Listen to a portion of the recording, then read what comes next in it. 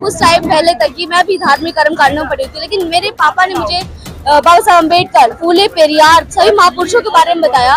तब मैंने उनको समझा, उनके विचारों को पढ़ा और आज मैं बाबा साहब की बात करता है। रैलियों में हमारे समाज के युवा जाते हैं, जातियों की नाम प्लेट लगाते हैं, उस पर रिवॉल्वर का निशान लगाते हैं। अरे मेरे भाइयों, बाबा साहब ने तलवार की लड़ाई नहीं लड़ी, हमारे महापुरुषों ने कलम की लड़ाई लड़ी है। हमें तलवार की नहीं, हमें कलम की धार तेज करना होगा, तब इस समाज की तरक्की। डरते हैं, वो डरते हैं, किससे डरते हैं? बाबा साहब से डरते हैं, वो हम लोगों से डरते हैं, वो SC ST OBC से डरते हैं कि अगर SC ST OBC जाग जाएगा तो वो अपने हक अधिकार को पहचान लेगा। अगर उसको आरक्षण दिया गया, वो आरक्षण से पढ़ लिख कर उनकी गुलामी से मुक्त हो जाएगा। वो जब सब लोग समान हो जाएंगे तो नीचा कौन रहेगा? कार्यपालिका, विधायिका, मीडिया, कोई भी स्तंभ नहीं है जहाँ पे आप लोगों की भागीदारी सुनिश्चित ना हो। और वो बाबा साहब की बदौलत ही, संविधान की ही बदौलत है। नहीं तो एक समय था मनुस्मृति चलती थी, तो मनुस्मृति में लोगों को उनके आदमी मरने के बाद औरतों को जिंदा जला दिया जाता है। देखिए, आप कहते हैं हमारे 133 करोड़ देवी देता है, तब 35 करोड़ देवी तो सब मर गए थे उनको।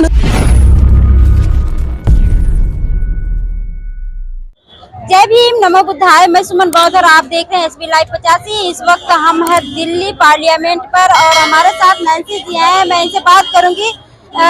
सबसे पहले तो आपका SB लाइव 85 में बहुत बहुत स्वागत है। जी बहुत बहुत धन्यवाद मैम। जिस तरह से आज जो है कि 132वीं बाबा साहब की जयंती मनाई जा रही है और सभी लोग काफी दूर दूर से यहाँ पर पार्लियामेंट पे आ रहे हैं बाबा साहब को नमन करने के लिए, और खासकर आप एक युवा बच्ची हैं और युवा बच्चियों के लिए क्या कहना चाहेंगे? देखिए, जो हमारे देश का युवा है वो भी भटका हुआ है। वो बाबा साहब अम्बेडकर को, उनको विचारों को नहीं समझ पा रहा है, इसीलिए युवाओं की भीड़ यहाँ कम है। लेकिन फिर भी जितने युवा जागृत हैं, उतने युवा पूरे जोश के साथ यहाँ पर इस रैली में दिखाई दे रहे हैं। और हजारों लोग यहाँ पर आए क्योंकि बाबा साहब ने काम ही ऐसा किया है कि उनकी जयंती पर उन्हें दूर दूर से लोग नमन करने के लिए यहाँ पर आते हैं। नहीं जी, आपका घर कहाँ है, कहाँ से आप आएंगे? मेरा घर नोएडा में है। नोएडा सेक्टर 31 में रहती हूँ मैं। नोएडा से यहाँ पर आई हैं और इतनी धूप में यहाँ पर आई हैं, तो कुछ अंदर से कुछ ऐसा? जी बिल्कुल, बाबा साहब ने हमारे लिए ऐसा काम किया है। उन्होंने हमारे लिए, महिलाओं के लिए खासकर, उन्होंने हिंदू कोड बिल बनाया, संविधान में हमें अधिकार दिया है। जो उनके वेद ग्रंथ, गीता, रामायण ना कर सकी, वो बाबा साहब के संविधान ने किया। बाबा साहब ने हमें हर अधिकार दिलाया, पुरुषों को बराबरी का अधिकार दिलाया, महिलाओं को हिंदू कोड बिल देकर बहुत ही उनका योगदान दिया है। एक तरह से अच्छा जीवन जीना बाबा साहब ने हमें सिखाया है। इसीलिए मैं उनकी जयंती पर उन्हें यहाँ पर नमन करने आई हूँ। और हमारी देश की जितनी महिलाएं हैं, सभी महिलाओं को बाबा साहब की जयंती पर उनके विचारों को पढ़ना चाहिए और उनकी जो प्रतिमा है उसे पुष्पार्पण करना चाहिए। बाबा साहब को लोग मानते हैं, लेकिन जानते कितना लोग हैं? बाबा साहब को धीरे धीरे लोग जान रहे हैं, जो जान रहे हैं वो मान रहे हैं। उनके विचारों को अब घर घर तक पहुँच रहे हैं उनके विचार। जैसे जैसे ज्यादा अब हमारी युवा पीढ़ी जागृत हो रही है, जैसे जैसे लोग बाबा साहब के विचारों को पढ़ रहे हैं, वो समझ रहे हैं और वो अंधविश्वास, पाखंडवाद को दूर छोड़कर बाबा साहब की शरण में जा रहे हैं, बुद्ध की शरण में जा रहे हैं। आप धर्म की बात की है, लेकिन आज यहाँ पर बाबा साहब की 132वीं जयंती मनाने के लिए काफी महिलाएं आई हैं, और जो महिलाएं घरों में है, पूजा पाठ में लिप्त है, उनके लिए क्या कहना चाहिए? देखिए, वो महिलाएं शिक्षा से वंचित हैं। जो हमारे समाज की महिलाएं हैं, वो महिलाएं शिक्षित नहीं है। जो शिक्षित हैं वो जागृत हो रही हैं और अपने बच्चों को जागृत कर रही हैं। उनके घरों में जितने भी लोग हैं वो जागृत हो रहे हैं। मैं खुद ही अभी कुछ टाइम पहले तक ही मैं भी धार्मिक कर्म कांडों में पड़ी थी, लेकिन मेरे पापा ने मुझे बाबा साहब अम्बेडकर, फूले, पेरियार, सभी महापुरुषों के बारे में बताया।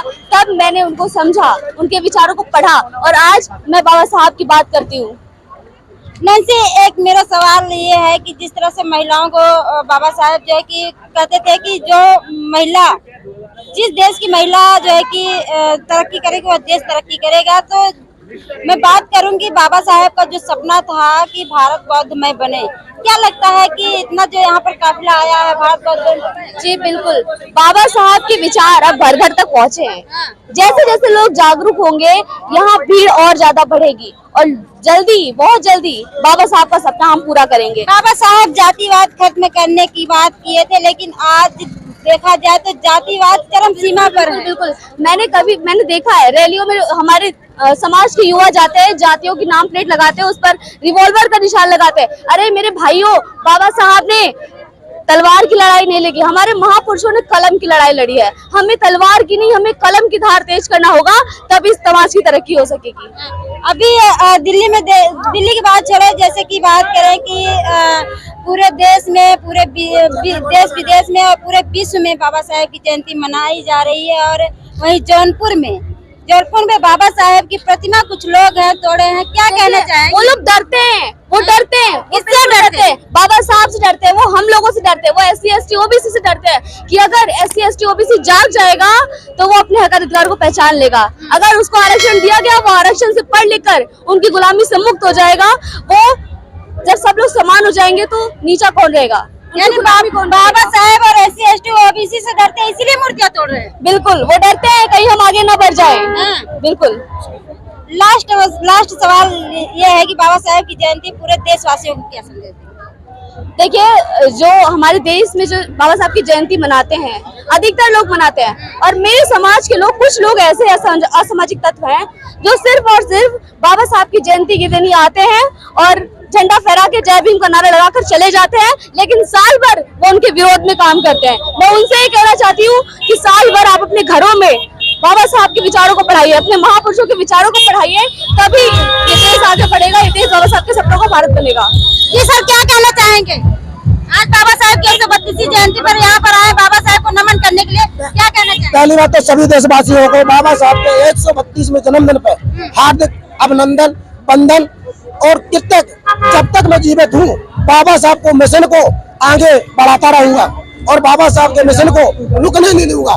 मेरा कहने का मतलब यही है कि बाबा साहब ने जो कुछ समाज को दिया है वो शायद किसी ने नहीं दिया है, और बाबा साहब की बदौलत ही आज आप हैं, हम हैं, जितने लोग हैं, SC है, ST है, OBC है, मिनोरिटी है, सारे लोग आज आजादी से घूम रहे हैं, जिसमें 50% माता बहनों की आबादी है। जो 50% है ना, मानते हो ना, तो 50% आबादी को सीधा सीधा उनने अधिकार दिया है, और वो अधिकार ऐसा नहीं दिया है, तो इतना बड़ा ताकतवर अधिकार दिया है कि आप न्यायपालिका, कार्यपालिका, विधायिका, मीडिया, कोई भी स्तंभ नहीं है जहाँ पे आप लोगों की भागीदारी सुनिश्चित ना हो, और वो बाबा साहब की बदौलत ही, संविधान की ही बदौलत है। नहीं तो एक समय था मनुस्मृति चलती थी, तो मनुस्मृति में लोगों को उनके आदमी मरने के बाद औरतों को जिंदा जला दिया जाता है। देखिए, आप कहते हैं हमारे 133 करोड़ देवी देवता है, क्या 35 करोड़ देवी देवता सब मर गए थे क्या? उनको नहीं दिखाई देता था क्या? भावना कर रहे हैं। भावना किस चीज का? हकीकत बोल रहे हैं। भावना किस चीज का? हकीकत बोल रहे हैं, उस चीज को बोल रहे हैं जो आज तक लोग नहीं बोले। भावना क्यों याद कर रहे हैं भाई? हम किसी के मजहब को थोड़ी मना कर रहे हैं कि ना मानो, हम खाने को थोड़ी रोक रहे ना खाओ, लेकिन खाने के साथ जीने का भी अधिकार दो। आप दलितों के साथ क्यों ऐसा भेदभाव करते हैं? क्यों आज भी जाति को जाति के नाम से प्रताड़ित करा जाता है? आज भी देश में जाति का बोलबाला है, और उस जाति की वजह से आज भी लोगों को हर जगह प्रताड़ित करा जाता है। कैसे जातिवाद खत्म होगा? जातिवाद खत्म होने का एक ही कारण है कि हमें सबसे पहले शिक्षित होना पड़ेगा, और जब हम लोग शिक्षित हो गए तो हमारे बच्चे अच्छी जगह, मतलब जहाँ पहुँचने लायक होंगे वहाँ पहुँचेंगे, तो वो फिर अपने हिसाब से वो काम करेंगे। क्यों कि जब तक हम मनुवादियों को वहाँ से बड़े बड़े पदों से उखाड़ के नहीं फेंकेंगे ना, जब तक वो अच्छा नहीं होने देंगे। आज मीडिया है, क्या मीडिया कोई बात दिखाती है क्या? क्या बाबा साहब को दिखाती? कहीं नहीं दिखाती। क्यों नहीं दिखाती? इसलिए दिखाती, उनको पता है कि दिखा दिया ना तो आने वाला कल हमारा नहीं होगा, इसलिए वो नहीं दिखाएंगे। वो तो यहाँ भी कहते हैं कि 10 लोग आए थे, वो बाबा साहब के जन्मदिन कोई आया था? क्यों नहीं दिखाएंगे? क्योंकि उन्होंने दिखा दिया, उनकी पत्रकारिता खत्म हो।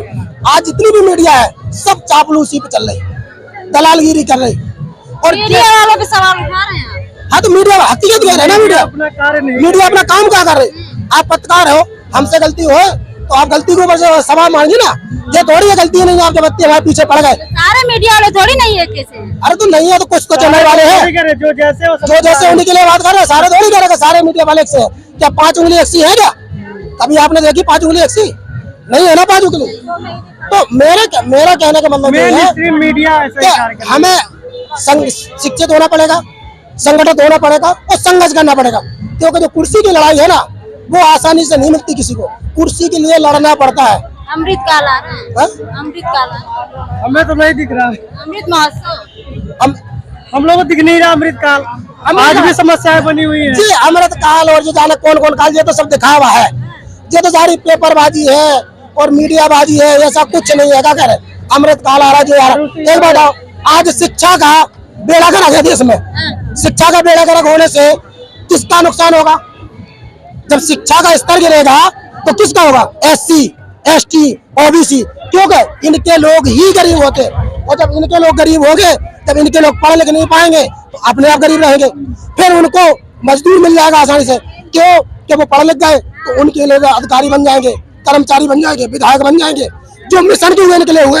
जैसे आज के नेता की बात करो आप तो दलाल है, बाबा साहब का मुखौटा ओढ़ के दलाली कर रहे हैं। जिस भी नेता को नेता बना दो, चांदन पार्टी का पट्टा दे दो, गले में पट्टा डाल लिया, घूम रहे, लेकिन काम नहीं कर रहे समाज का। ना SC का काम कर रहे, ना ST का काम कर रहे, ना OBC का काम कर रहे, खाली दलाली कर रहे। दलाली क्यों कर रहे? क्योंकि उनको जनता ने मजबूरी में दे दिया है। वो मजबूरी क्यों दे दिया? उनको लगा कि भाई साहब जी अच्छे नहीं थे, जी अच्छे हैं, इनको दे दो। अरे तो उनको तो उन लोगों को तो आप ही लोग जिताए हो। तो हम लोग करें क्या भाई? हम लोगों की मजबूरी जो है अंदर की कि बात किसी के माथे पे नहीं लिखा है कि ये बेईमान है। फिर आ रहा 2024 में 2024 आ रहा तो देखेंगे। हमारे तो सभी लोगों से यही विनम्र निवेदन है विनय कि हर आदमी अपने क्षेत्र में प्रत्याशी को देखे, जाति को ना देखे, SC ST को ना ढूंढे, वो प्रत्याशी ढूंढे, और वो प्रत्याशी ढूंढे जो बोलने वाला प्रत्याशी हो, वो प्रत्याशी ढूंढे जो समाज के लिए लड़ सके, और जो समाज के लिए ना लड़ सके उस प्रत्याशी को उखाड़ के फेंक दो। क्योंकि मैं एक वीडियो दे, बड़ा हिस्टोरिक वीडियो है, बहुत सुंदर वीडियो है, बहुत सुंदर वीडियो है। मैं मध्य प्रदेश की बात करता हूँ। एक मंत्री 4 मंत्रियों को बीच में बैठ गए और पत्तल में खाना खा रहा हो, क्या ऐसे मंत्रियों से क्या समाज का भला हो जाएगा? क्या ऐसे मंत्रियों को हम विधानसभा भेजेंगे तो क्या वहाँ भला हो जाएगा? क्या जब ऐसे मंत्रियों को तो ऐसे मंत्रियों को हमें उखाड़ के फेंकना है। हमें समाज के नाम पे वोट नहीं देना है, ना वोट बर्बाद करना है कि हम तो भैया हमारी जात का है, हम तो क्या करें, वो बहुत बढ़िया है। ये दलाल है, और इन दलालों की वजह से क्या हुआ? समाज का उत्पीड़न हुआ, और समाज का उत्पीड़न इतना ज्यादा हो गया कि आदमी एकदम ऊब गया है। वो कहता साला ये भी चोर है, ये भी चोर है, ये भी चोर है, हम जाए तो किसके पास जाए? मतलब आदमी को घृणा होने लगी नेतन से। घृणा क्यों होने लगी? हर आदमी ने शोषण करा है, किसी ने जमा नहीं। एक बताइए, राजस्थान में एक बच्चे को, दलित बच्चे को मटके के पानी पे मार दिया जाता है। क्या 132 सांसद संसद भवन में बैठे, क्या वो आवाज नहीं उठा सकते? क्या बोल नहीं सकते? क्या गूंगे हैं? क्या बहरे हैं? क्या अंधे हैं? क्या मर चुके? आवाज उठा सकते नहीं उठा? देखिए, आजादी के 75 साल के बाद भी जो जातिवाद है वो चरम सीमा पर है। मैडम, हमें आज भी नहीं लगता कहीं से देश आजाद है। SC ST के लिए बिल्कुल नहीं लगता है कि देश आज भी आजाद है। ये रियलिटी है, और इतना सत्य करना हो तो मैं जिस गांव से बिलोंग करता हूँ, मैं आपको अभी इसी वक्त तत्व लेकर चल सकता हूँ, दिखा सकता हूँ कि कहाँ आजादी है। SC ST कोई भी आज आजाद नहीं है। हाँ, OBC क्या है? OBC को क्या थोड़ा चाटने को मिल गया। कैसा मिल गया कि उनको उन्होंने गुमराह कर दिया, और गुमराह करके उन्हें अपने साथ जोड़ लिया बैठाने में, तो वो उसी में खुश है। उनके पास कोई पद नहीं है, पद नहीं है कोई, और ना कोई उनके पास वो है। उनको तो खाली बैठाने को दे दिया, उसी बैठाने में गुमराह हो गए, सुबह उनके साथ जुड़ गए। लेकिन SC ST को बहुत ज्यादा आज भी प्रताड़ित करा जाता है, और जाति के नाम से कोई अधिकारी कर्मचारी पद पे है और उसकी जाति पता लग गई तो उसको पद पे नहीं रहने दिया जाएगा। रहने का मतलब इतना मानसिक शोषण करा जाएगा, जैसे ब्लू वाला कैसा रोहन बाबूला है ना, उसका जैसे काउंट हुआ ना, इस तरह से प्रयास करके कि उनको अपने आप को जातिवाद खत्म हो, हमें जातिवाद की प्रेरणा से ना देखा जाए, इसके लिए हमें क्या करना होगा? तो हम तो खुद कह रहे हैं ना कि जातिवाद खत्म हो। हम क्या सर में बैठने चाहिए? वो नहीं खत्म करेंगे, हमें कैसे खत्म करेंगे? हम ऐसे खत्म करेंगे, हमें अपने लोगों को आगे लाना पड़ेगा।